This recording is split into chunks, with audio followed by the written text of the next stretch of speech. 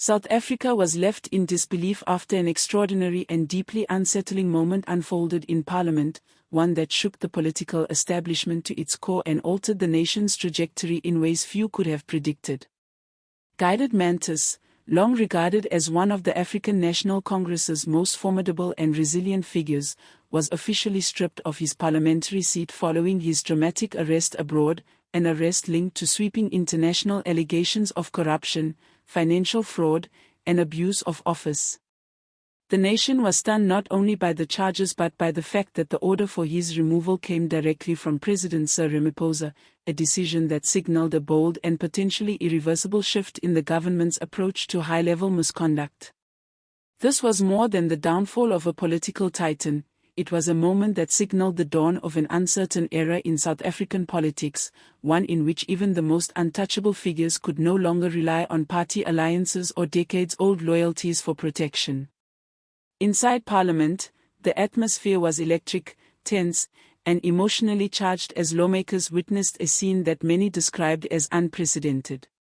Gwede Mantashe, once known for his iron resolve and unshakable confidence, appeared visibly broken, stripped of the swagger and commanding presence that had defined his long career. As the accusations against him were read aloud, the man who had intimidated rivals with ease now trembled, his face drained of color, his hands shaking as the weight of years of alleged wrongdoing crashed down upon him.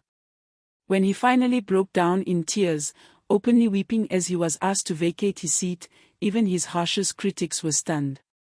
It was surreal for many who had grown accustomed to his domineering presence to see him so vulnerable.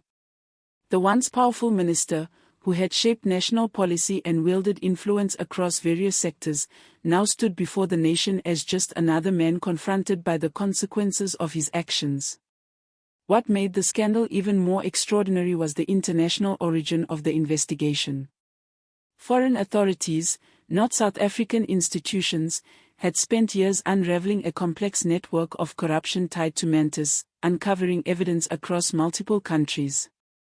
European detectives meticulously pieced together a global web of illicit financial dealings, offshore bank accounts in tax havens, shady contracts involving multinational energy firms, and diplomatic connections suggesting influence peddling at the highest levels. The allegations centered on his tenure as Minister of Mineral Resources and Energy, where he allegedly approved fraudulent contracts, accepted multi-million rand bribes, and laundered state funds through shell companies across continents. The scale and sophistication of the scheme shocked investigators and revealed how deeply corruption had taken root within the country's political elite. What distinguished this scandal from others was the unprecedented cooperation between European financial watchdogs, African Union legal teams, and global anti-corruption bodies, all of whom worked together to expose the wrongdoing. For many South Africans, it was a national embarrassment that foreign authorities had to intervene to uncover crimes that domestic institutions had failed to address for years. This revelation triggered a painful national conversation about the strength, independence, and credibility of South Africa's law enforcement agencies. If it required outside forces to bring a powerful figure like Mantashe to justice, what did that say about the country's governance and accountability structures?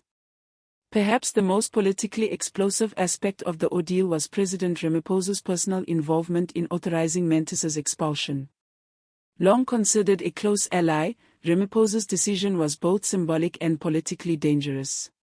According to insiders, the president wrestled privately with the implications before ultimately deciding to prioritize the integrity of the nation over party loyalty. His aides described the decision as one rooted in the belief that South Africa's global reputation and domestic trust in government had reached a breaking point. The move was met with mixed reactions within the ANC. Some hailed it as a courageous and long overdue stance against corruption, while others saw it as a betrayal, an abandonment of a long-standing comrade who had helped shape the party's direction over the years. Analysts suggested that this decision could define Ramaphosa's legacy. He would either be remembered as the president who cleansed the ANC of corruption or as the leader who fractured it beyond repair. The stakes, many agreed, had never been higher. With Mantashe's downfall, speculation grew rapidly about who might be next, as the case cast a long shadow over numerous politicians who had operated with impunity under the assumption that the ANC would always protect its own. Inside the parliamentary chamber, the drama unfolded with the intensity of a tragic performance. Mantashe entered with his usual air of confidence, perhaps believing he could weather yet another storm as he had so many times before. But when officials read aloud the international arrest warrant and outlined the evidence gathered across multiple jurisdictions, the facade shattered. In a desperate final attempt to preserve his dignity, he addressed fellow MPs, pleading for understanding and invoking his years of service, sacrifice, and loyalty to the ANC. His voice cracked with emotion, but the chamber remained still. His once powerful words found no supporters. When the final vote was cast and his removal confirmed, the reality of his fall became undeniable. Cameras captured the raw emotional collapse, the tears streaming down his face, his trembling hands gripping the wooden bench, and his slow walk out of the chamber flanked by officials who only months earlier would have rushed to greet him with deference. The reactions among MPs varied. Some looked away, unwilling to witness the humiliation of a fallen comrade, while others quietly applauded, relieved that one of the party's most controversial figures was finally facing consequences. But the symbolism of the moment overshadowed everything. This was not merely the fall of one man, it was the collapse of an entire political ecosystem built on influence, alliances, and a culture of impunity. As the political storm grew, the broader implications quickly became apparent. International observers and diplomatic partners watched closely, many already concerned about South Africa's dwindling credibility. Financial analysts warned that investor confidence could plummet, potentially leading to a weaker rand, capital flight, and rising unemployment. For ordinary South Africans, already suffocating under economic inequality, rising costs, and broken promises, the scandal felt like yet another deep betrayal.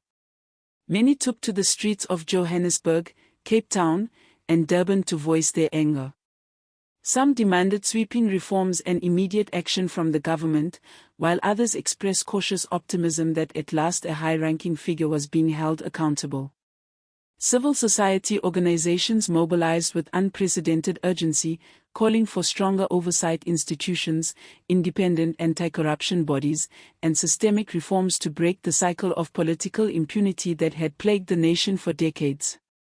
Opposition parties, though vindicated by years of warnings, were also apprehensive about how the scandal could impact South Africa's international standing. Diplomats privately admitted that the incident had become an international embarrassment, forcing Pretoria into a position where transparency and reform were not merely expected, they were essential for the nation's survival on the global stage. As the story dominated global headlines, South Africans were left wondering whether this moment would truly mark a turning point or simply become another chapter in the long history of unfulfilled promises. Would the government pursue real reforms, or would Mantashe serve as a symbolic sacrifice to appease foreign powers? Could President Ramaphosa retain control of a party now simmering with mistrust and fear, or would internal fractures undermine his leadership? The answers remained uncertain, but one truth had become impossible to ignore: the age of political immunity was ending. The downfall of Gwede Mantashe marked a seismic shift in South African politics, exposing both the depth of corruption and the fragility of the institutions meant to protect the public. His collapse in Parliament, his tears, his trembling, his broken posture, became a haunting portrait of what happens when power is stripped away and truth finally prevails. For a nation long worn down by scandals, inequality, and stagnation, this painful moment offered a rare glimmer of hope. It suggested that accountability, though long delayed, might finally be within reach. Yet the true test lay ahead. The coming months would determine whether South Africa merely punished one man or dismantled the entire system that had allowed him to thrive. Until then, the country watched, waited, and cautiously hoped that this time, change would be real and not another broken promise.